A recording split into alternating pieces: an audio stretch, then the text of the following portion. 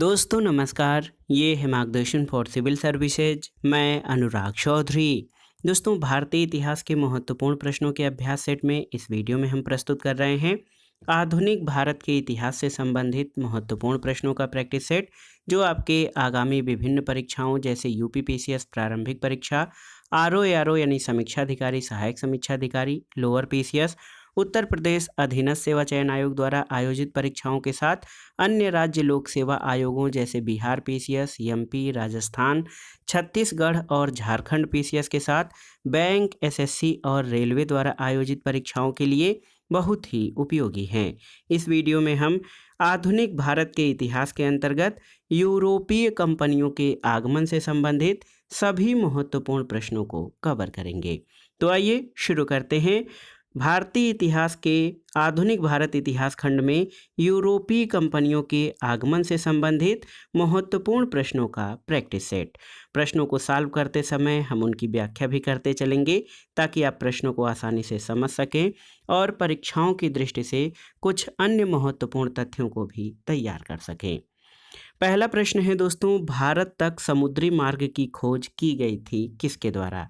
डचों के द्वारा, अंग्रेजों द्वारा, पुर्तगीज द्वारा या फ्रेंच के द्वारा? तो सही उत्तर पुर्तगीज द्वारा, ऑप्शन सी। दोस्तों, आप जान लीजिए कि यूरोप से भारत के लिए नए समुद्री मार्ग की खोज वास्को डिगामा के द्वारा की गई थी, जो कि एक पुर्तगाली यात्री था। अगला प्रश्न है, वास्को डिगामा कालीकट पर किस वर्ष में आया था? तो आप जानते हैं 1498 एडी। ऑप्शन बी आपका सही उत्तर है। प्रथम पुर्तगाली यात्री वास्को डिगामा भारत के पश्चिमी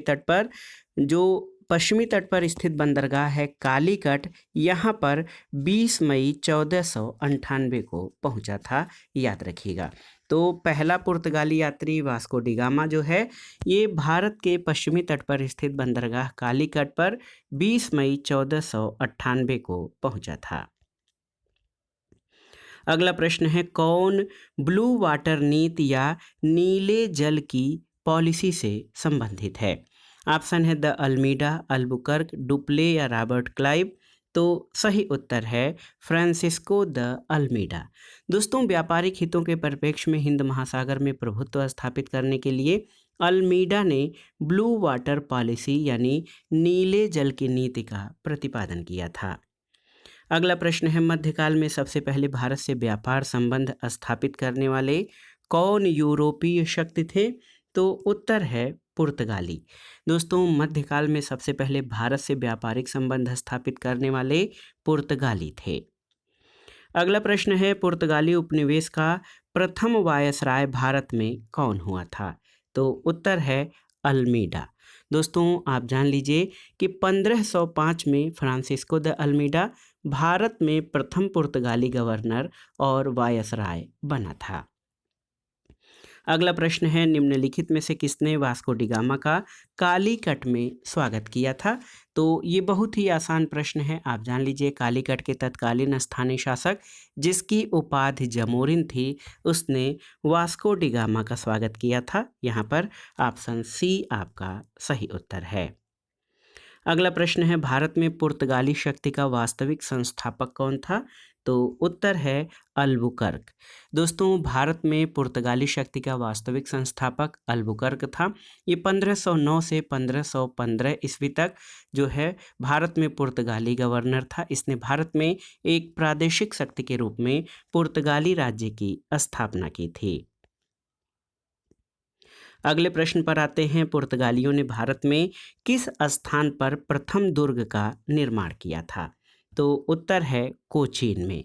दोस्तों, याद रखिएगा कि पुर्तगालियों ने भारत में प्रथम दुर्ग या भारत में प्रथम यूरोपीय दुर्ग का निर्माण अल्फांसो द अल्बुकर्क, जो कि इस समय गवर्नर नहीं था, उसके द्वारा 1503 में कोचीन यानी कोच्चि में किया गया था। तो 1503 में जो है पुर्तगालियों ने कोचीन में दुर्ग का निर्माण किया था।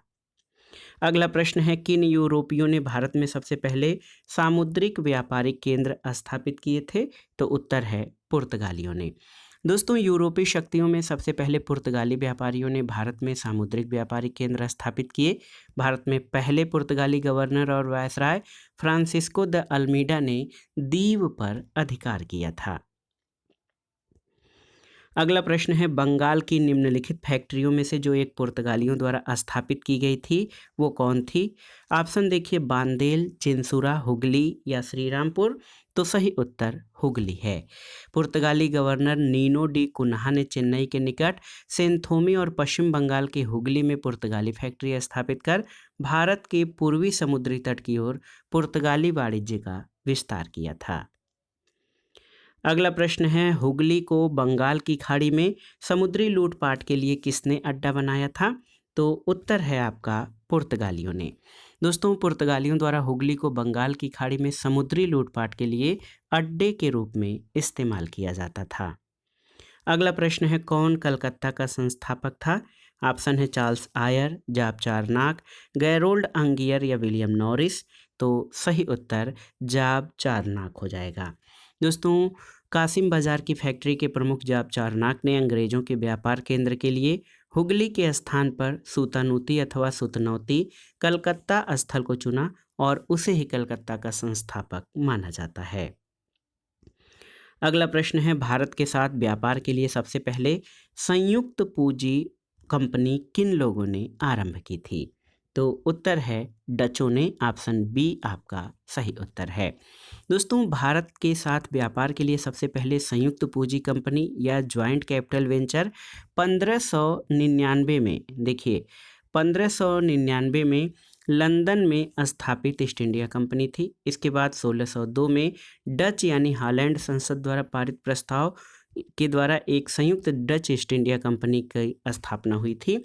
तो यहाँ पर विकल्प में देखिए इंग्लैंड नहीं है, तो यहाँ पर डच सही उत्तर हो जाएगा। हालांकि अगर भारत के व्यापार के लिए सबसे पहले ज्वाइंट कैपिटल वेंचर ये लंदन में ईस्ट इंडिया कंपनी थी। अगला प्रश्न है, लंदन में ब्रिटिश ईस्ट इंडिया कंपनी के गठन के समय भारत का बादशाह कौन था? तो उत्तर है अकबर। दोस्तों, आप जान लीजिए कि 1599 में लंदन में कुछ व्यापारियों ने लॉर्ड मेयर की अध्यक्षता में एक सभा का आयोजन किया। इन व्यापारियों ने पूर्व के देशों के साथ व्यापार करने के आशय से 1599 में एक कंपनी का गठन किया। इस समय भारत का बादशाह अकबर था, जिसका शासनकाल 1556 से 1605 था। अगला प्रश्न है, किस मुगल सम्राट के काल में इंग्लिश ईस्ट इंडिया कंपनी ने भारत में सबसे पहला कारखाना स्थापित किया था? तो उत्तर है जहांगीर। Option B. दोस्तों, जहांगीर के शासनकाल में इंग्लिश ईस्ट इंडिया कंपनी ने सबसे पहले 1611, दोस्तों याद रखिएगा, 1611 में मसूलीपट्टनम अथवा मछलीपट्टनम में एक अस्थायी कारखाना स्थापित किया था। 1613 में सूरत में स्थापित कारखाना अंग्रेजों का पहला अस्थायी कारखाना था। अगला प्रश्न है कि भारत में 1613 में अंग्रेजों ने अपनी पहली फैक्ट्री कहाँ स्थापित की थी? तो उत्तर है सूरत में। ऑप्शन डी सही उत्तर हो जाएगा। अगला प्रश्न है, ईस्ट इंडिया कंपनी के प्रारंभिक दौर में वेस्टर्न प्रेसिडेंसी कहाँ पर थी? उत्तर सूरत हो जाएगा। ऑप्शन ए आपका सही उत्तर है। ईस्ट इंडिया कंपनी के प्रारंभ में सूरत को प्रेसिडेंसी बनाया गया था, बाद में ये बॉम्बे स्थानांतरित कर दी गई थी। अगला प्रश्न है, ब्रिटिश ईस्ट इंडिया कंपनी ने बम्बई किससे लिया था? तो आप जानते भी होंगे दोस्तों, बम्बई ईस्ट इंडिया कंपनी ने पुर्तगालियों से लिया था। ब्रिटिश ईस्ट इंडिया कंपनी ने बम्बई पुर्तगालियों से लिया और 1661 में इंग्लैंड के सम्राट चार्ल्स द्वितीय का विवाह पुर्तगाल की राजकुमारी कैथरीन से होने पर चार्ल्स द्वितीय को पुर्तगालियों द्वारा बम्बई उपहार स्वरूप प्रदान किया गया था। अगला प्रश्न है, ईस्ट इंडिया कंपनी के किस गवर्नर जनरल को औरंगजेब द्वारा भारत से निष्कासित किया गया था? तो सही उत्तर क्या हो जाएगा? Sir John Child. Option B. दोस्तों, याद रखिएगा कि बम्बई के अंग्रेज गवर्नर सर जॉन चाइल्ड ने 1688 में बम्बई और पश्चिमी समुद्री तट के मुगल बंदरगाहों का घेरा डाला और मक्का जाने वाले हज यात्रियों को बंदी बनाने का प्रयास किया और इसके परिणाम स्वरूप उसे औरंगजेब ने भारत से निष्कासित करने का आदेश दिया था। अगला प्रश्न है, निम्नलिखित में से प्रथम कर्नाटक युद्ध का कौन सा तात्कालिक कारण था? आपको बताना है। तो उत्तर आपका हो जाएगा अंग्रेजों द्वारा फ्रांसीसी जहाज़ों का अधिग्रहण। दोस्तों जान लीजिए अंग्रेज कैप्टन बर्नेट के नेतृत्व में अंग्रेजी सेना द्वारा कुछ फ्रांसीसी जहाज़ों का अधिग्रहण करने ला प्रथम कर्नाटक युद्ध का तात्कालिक कारण था। अगला प्रश्न है कर्नाटक युद्ध किनके बीच लड़ा गया था? ये भी आसान सा प्रश्न है।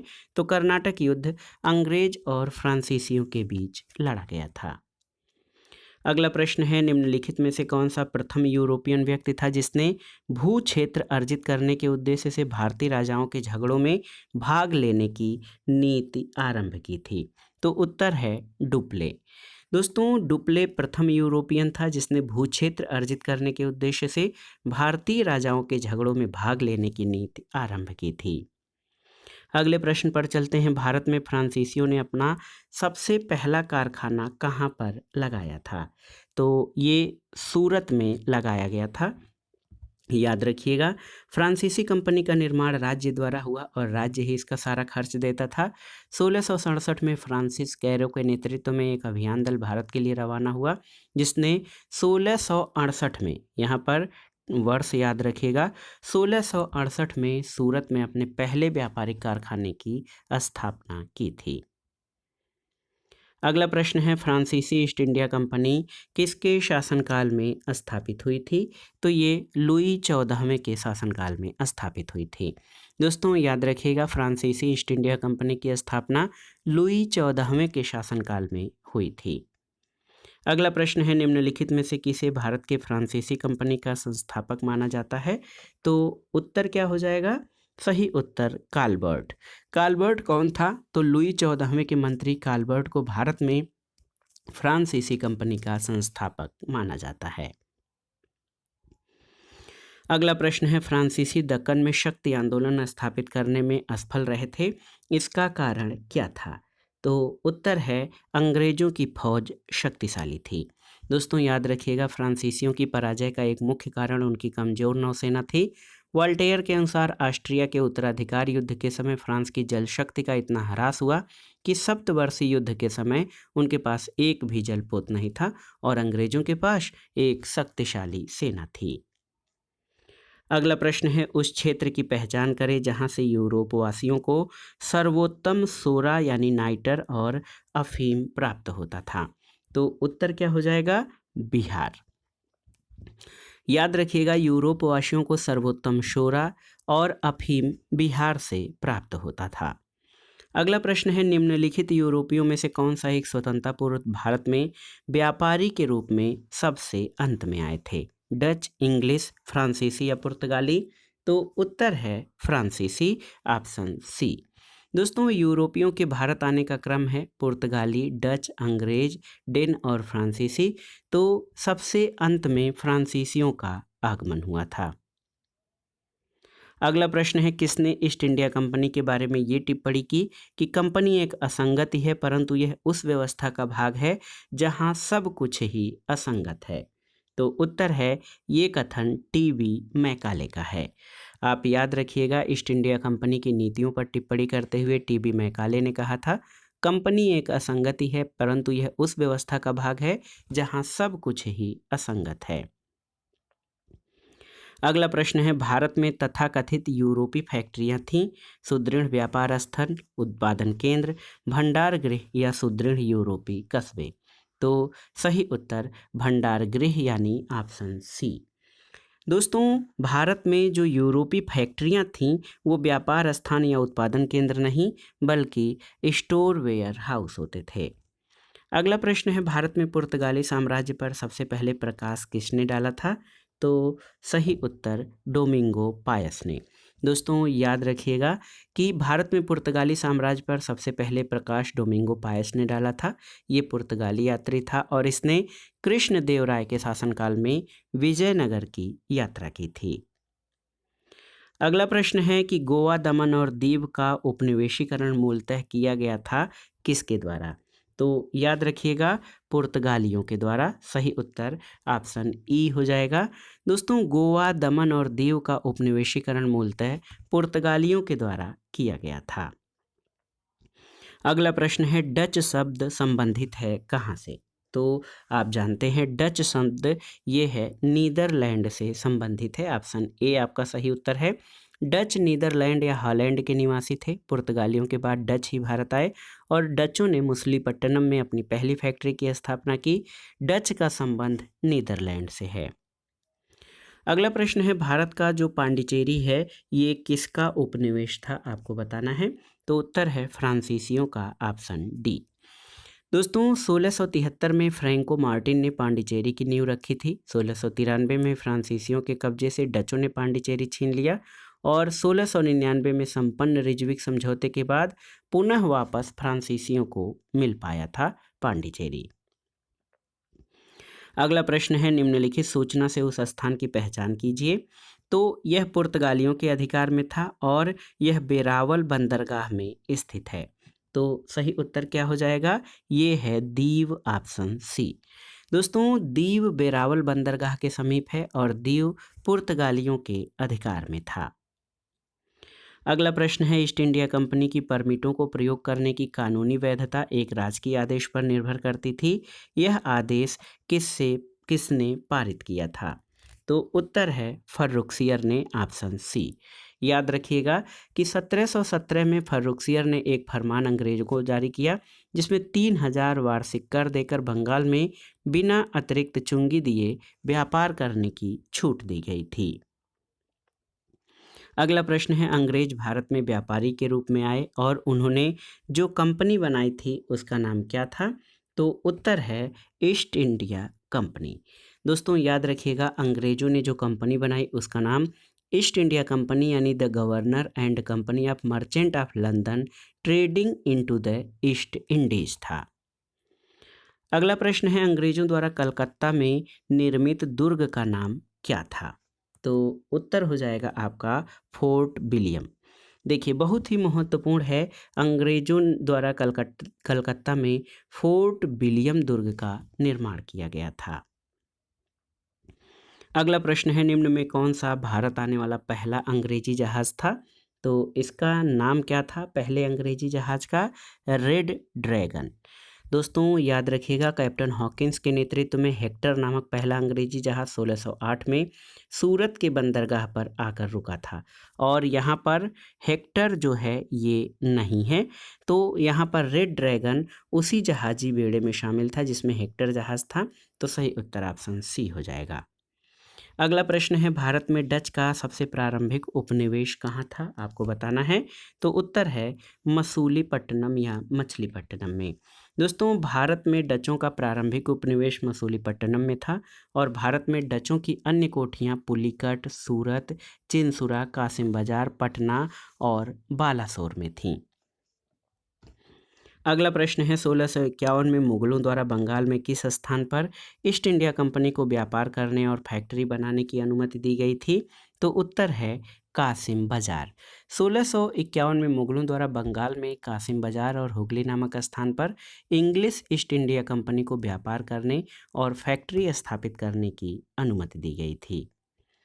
अगला है कि अंग्रेजों ने निम्नलिखित स्थानों पर किस क्रम में अपने व्यापार केंद्र स्थापित किए, उनका सही कालानुक्रम क्या है, आपको बताना है। तो सबसे पहले देखिए सूरत में आपका 1613 में, उसके बाद दूसरे में मद्रास में 1639 में, याद रखिएगा।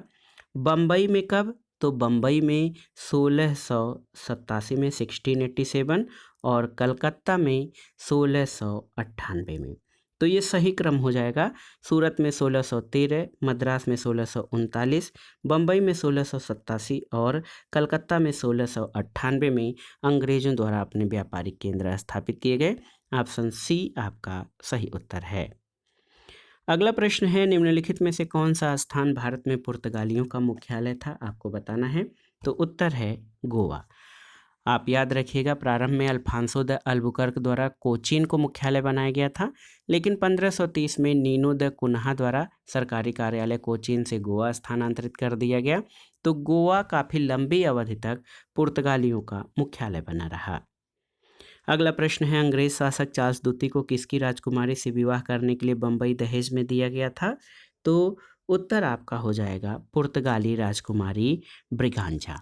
दोस्तों 1661 में इंग्लैंड के सम्राट चार्ल्स द्वितीय का विवाह पुर्तगाल की राजकुमारी कैथरीन ब्रिगांजा से होने के कारण अंग्रेजों को बम्बई दहेज में उपहार स्वरूप प्राप्त हुआ था। अगला प्रश्न है, भारत में सबसे पहले आने वाले और सबसे बाद में जाने वाले कौन थे? तो उत्तर है पुर्तगाली, ऑप्शन ए। याद रखिएगा 1498 में वास्को डिगामा के भारत आगमन के साथ भारत में सबसे पहले विदेशी यूरोपियों के रूप में पुर्तगालियों का आगमन हुआ और भारत के क्षेत्रों से वे सबसे बाद में कब 1961 में वापस गए थे। अगला प्रश्न है, पुर्तगालियों द्वारा कालीकट से ले जाए जाने वाले कालीकट के सूती कपड़े यूरोप में आमतौर पर क्या कहलाते थे? तो उत्तर है कैलिको, ऑप्शन बी सही उत्तर है। पुर्तगालियों द्वारा कालीकट से ले जाए जाने वाले कालीकट के सूती कपड़े यूरोप में आमतौर पर कैलिको कहलाते थे। अगला प्रश्न है, अपने शासन के दौरान अंग्रेज किसानों को आसाम में क्या उगाने के लिए मजबूर करते थे? तो सही उत्तर चाय हो जाएगा, ऑप्शन बी। अंग्रेजों द्वारा अपनी साम्राज्यवादी नीतियों की पूर्ति, राजस्व और कच्चे माल की आवश्यकता की पूर्ति के लिए देश के विभिन्न हिस्सों में कृषिगत उपायों का सहारा लिया गया, जिसमें बंगाल में जूट, असम में चाय, गन्ना संयुक्त प्रांत में तथा मद्रास में चावल उगाने के लिए मजबूर किया गया था। अगला प्रश्न है, अपने शासन के दौरान अंग्रेज किसानों को मद्रास में क्या उगाने के लिए मजबूर करते थे? मद्रास में चावल उगाने के लिए जो है अंग्रेजों द्वारा मजबूर या दबाव डाला गया। अगला प्रश्न है, निम्नलिखित में से किस अंग्रेज अधिकारी ने पुर्तगालियों को स्वाली के स्थान पर हराया था? तो याद रखिएगा थॉमस बेस्ट। देखिए दोस्तों, अंग्रेज अधिकारी थॉमस बेस्ट ने पुर्तगालियों को सूरत के समीप स्वाली में हराया था। अगला प्रश्न है, गुजरात का शासक बहादुर शाह किसके साथ हुए संघर्ष में मारा गया था? तो उत्तर आपका हो जाएगा पुर्तगालियों से संघर्ष में। गुजरात का शासक बहादुर शाह 1537 में गुजरात बंदरगाह के समीप जहाज का निरीक्षण करते समय पुर्तगालियों द्वारा मारा गया था। अगला प्रश्न है, निम्नलिखित कथनों में कौन सा एक सही है? तो केवल एक ही कथन इसमें सही है। वो सही कथन जो है हो जाएगा कि डचों ने पुर्तगालियों को पराजित किया और आधुनिक कोच्चि में उन्होंने फोर्ट विलियम्स का निर्माण किया। देखिए बहुत ही महत्वपूर्ण प्रश्न है दोस्तों, डचों ने पुर्तगालियों को पराजित करके आधुनिक कोच्चि में फोर्ट विलियम्स का निर्माण किया था। अगला प्रश्न है, भारत में ईस्ट इंडिया कंपनी की सफलता का राज क्या था? आपको बताना है। भारत में राष्ट्रीय भावना की कमी, कंपनी की सेना को पश्चिमी प्रशिक्षण मिला और उसके पास आधुनिक हथियार थे, भारतीय सैनिकों में राष्ट्रीय भावना का अभाव था जिसके फलस्वरूप कोई जो उन्हें अच्छा वेतन दे अपनी सेवा में लगा सकता था, और उपर्युक्त तीनों। तो सही उत्तर ऑप्शन डी हो जाएगा। दोस्तों याद रखिएगा कि ये तीनों ही विकल्प भारत में ईस्ट इंडिया कंपनी की सफलता में सहायक थे। और आप जान लीजिए कि 1599 में इंग्लैंड में एक मर्चेंट एडवेंचर नामक दल ने अंग्रेजी ईस्ट इंडिया कंपनी जो है इसकी स्थापना की थी और इसकी सफलता के उपर्युक्त तीनों कारण उत्तरदायी थे। अगला प्रश्न है, एक्स ला सापेल 1748 की संधि के संबंध में निम्नलिखित कथनों में कौन से कथन आपके सही हैं? यह प्रथम कर्नाटक युद्ध की इससे समाप्ति हुई, बिल्कुल सही। और दूसरा, अंग्रेजों को मद्रास पुनः प्राप्त हुआ। तो ये दोनों ही कथन आपके सही हैं, ऑप्शन सी सही उत्तर हो जाएगा। अगला प्रश्न है, भारत में अंग्रेजों की सफलता तथा फ्रांसीसियों की असफलता के कारणों में कौन से सही हैं? नीचे दो कथन आपके दिए गए हैं। देखिए, अंग्रेजों को बंगाल विजय से अपार धन और जनशक्ति मिला, बिल्कुल सही है। और दूसरा, अंग्रेजों की बेहतर नौसैनिक ताकत। तो दोनों ही कथन आपके सही हैं, ऑप्शन सी सही उत्तर हो जाएगा। अगला प्रश्न है, सूची 1 का सूची 2 से मिलान करिए और दिए गए कूट से सही उत्तर का चयन करिए। देखिए बहुत ही महत्वपूर्ण है वास्को डी गामा। तो वास्को डी गामा जो है पुर्तगाली यात्री था और ऑप्शन ये का सूची 2 में जो है पुर्तगाल। क्रिस्टोफर कोलंबस, तो याद रखिएगा क्रिस्टोफर कोलंबस जो है ये स्पेन का यात्री था। कैप्टन कुक, तो ग्रेट ब्रिटेन का कैप्टन कुक था। और तस्मान जो है ये हॉलैंड का रहने वाला था। तस्मान जो है कैप्टन कुक ने ऑस्ट्रेलिया और हॉलैंड के तस्मान ने वान डीमन्स लैंड वर्तमान तस्मानिया और न्यूजीलैंड की खोज की थी। तो 2 1 4 3 सही उत्तर हो जाएगा, ऑप्शन बी सही उत्तर है। अगला प्रश्न है दोस्तों, सूची 1 का सूची 2 से सुमेलन करिए और दिए गए कूट से सही उत्तर का चयन करिए। प्रथम कर्नाटक युद्ध एक्स ला चैपल की संधि से इसका अंत हुआ था। तृतीय कर्नाटक युद्ध, इसका अंत पेरिस की संधि से हुआ था। द्वितीय कर्नाटक युद्ध जो है अनिर्णायक युद्ध था। और पहला मैसूर युद्ध, इसमें ब्रिटिशों की हार हुई थी। तो सही विकल्प आपका हो जाएगा 4 1 3 4 1 3 2, 4 1 3 2 मिलान करिए, ऑप्शन सी इस प्रश्न का सही उत्तर है। अगला प्रश्न है, निम्न यूरोपीय शक्तियों ने भारतीय व्यापार में समय समय पर प्रवेश किया। इसमें अंग्रेज, डच, फ्रांसीसी और पुर्तगाली, उनके प्रवेश का सही क्रम निर्धारित कीजिए। तो आप जानते हैं भारत में यूरोपीय कंपनियों का आगमन का क्रम पुर्तगाली, डच, अंग्रेज, डेन, फ्रांसीसी हैं। तो सही उत्तर क्या हो जाएगा आपका, ऑप्शन बी पुर्तगाली यानी 4, फिर डच, फिर अंग्रेज और फ्रांसीसी, ऑप्शन बी आपका सही उत्तर है। अगला प्रश्न और इस वीडियो का आखिरी प्रश्न है, सूची 1 का सूची 2 से सुमेलन कीजिए और दिए गए कूट के आधार पर सही उत्तर का चयन करिए। पांडिचेरी जो है ये फ्रेंच कॉलोनी थी। गोवा पर पुर्तगालियों का जो है अधिकार था। ट्रावणकोर जो है डेनिश या डेन के अधिकार में था और मद्रास पर डचों का अधिकार था। सही उत्तर आपका हो जाएगा 2 3 4 1, ऑप्शन ए आपका सही उत्तर हो जाएगा। तो दोस्तों ये था आज का वीडियो। इसमें आधुनिक भारत के इतिहास से संबंधित महत्वपूर्ण प्रश्नों के प्रैक्टिस सेट में हमने जो है आधुनिक भारत के इतिहास के पहले चैप्टर यूरोपीय कंपनियों के भारत में आगमन से संबंधित जो महत्वपूर्ण प्रश्न परीक्षाओं में पूछे गए हैं उनको इसमें कवर किया। परीक्षाओं को सॉल्व करने के क्रम में हमने उन महत्वपूर्ण तथ्यों को भी रिवाइज किया जो आपके आगामी परीक्षाओं के लिए बहुत ही उपयोगी हैं। आप इन प्रश्नों को तैयार कर लीजिएगा।